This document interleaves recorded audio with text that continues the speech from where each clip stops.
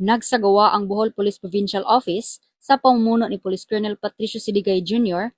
ng Life Coaches Seminar Workshop sa Camp Francisco Daguhay, Tagbilaran City noong Hunyo 3 taong kasalukuyan.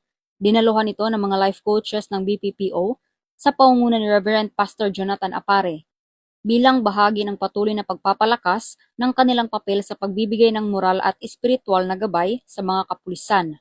Nagkaroon din ng lecture at talakayan mula sa iba't ibang seksyon ng BPPO upang mapalawak ang kaalaman at kakayahan ng mga kalahok sa kanilang misyong suportahan at gabayan ang mga pulis.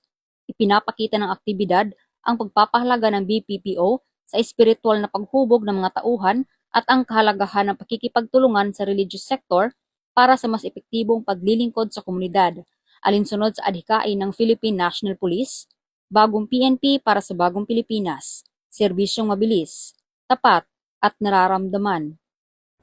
Mula dito sa Central Visayas, ako inyong Police News Network Correspondent, Patrolwoman Flora May Asares, alagad ng batas, tagataguyod ng Balitang Pulis.